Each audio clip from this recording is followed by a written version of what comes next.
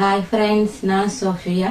இன்னைக்கு ஷோல்டர் அளவு நீங்கள் இந்த டேப் இப்படி எடுத்துட்டு இந்த எட்ஜிலேருந்து இந்த எட்ஜு வரையும், அதாவது பின் பக்கம் எடுத்தேன்னு சொன்னால் ஃபுல் ஷோல்டர் வந்துடும். அதை ஆஃபாக நம்ம மடிச்சுட்டு அதை நம்ம கால்குலேட் பண்ணி ஷோல்டர் அளவு எடுக்கலாம். அந்த கண்டுபிடிக்க முடியலை, எனக்கு சரியான அளவு இல்லைன்னா இந்த நம்மளோட அப்பர் செஸ்ட் இருக்குது, இந்த அக்குள்ள தூக்கிட்டு இந்த கையை விட்டுட்டு இந்த அளவு இப்படி எடுத்து பாருங்க. இதுதான் உங்களோட அப்பர் செஸ்ட்.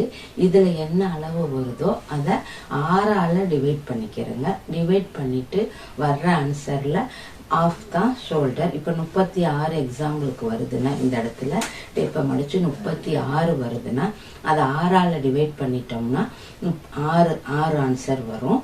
அதுதான் உங்களுக்கு ஆஃப் ஷோல்டர் அளவு. இது பிளவுஸ்க்கு இந்த ஷோல்டர் அளவை வச்சுக்கலாம். இப்போ இதை நீங்க சுடிதார் செய்கிறோம் அப்படின்னு சொன்னால் 1 இன்ச்சு எக்ஸ்ட்ரா சேர்த்துக்கிறங்க. 7ன்னு கால்குலேட் பண்ணிட்டு இந்த நீங்கள் எடுக்கிற 6 ஆன்சர் வருது தானே, அதோட 1 இன்ச்சு எக்ஸ்ட்ரா சேர்த்து 7ன்னு மார்க் பண்ணிட்டு சுடிதார் கட் பண்ணலாம். சப்போஸ் அந்த சுடிதாரே ஒரு காலர் வச்சு சுடிதார் இல்லை ஒரு போட் நெக் வச்சது, ஐ நெக் வச்சது தைக்கிறோம்னு சொன்னால் இன்னொரு 1/2 இன்ச்சு எக்ஸ்ட்ரா சேர்த்துக்கலாம். அப்போ 7.5க்கு மார்க் பண்ணிட்டு கட் பண்ணலாம்.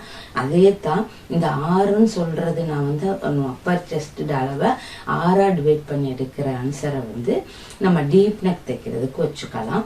அதே இது போட் நெக்கோ காலர் நெக்கோ க்ளோஸ் நெக்கோ தைக்கல பிளவுஸுக்குமே நீங்க 1 இன்ச்சு எக்ஸ்ட்ரா சேர்த்துக்கலாம். 1 இன்ச்சோ இல்லை 1.5 இன்ச்சோ எக்ஸ்ட்ரா சேர்த்துக்கலாம்.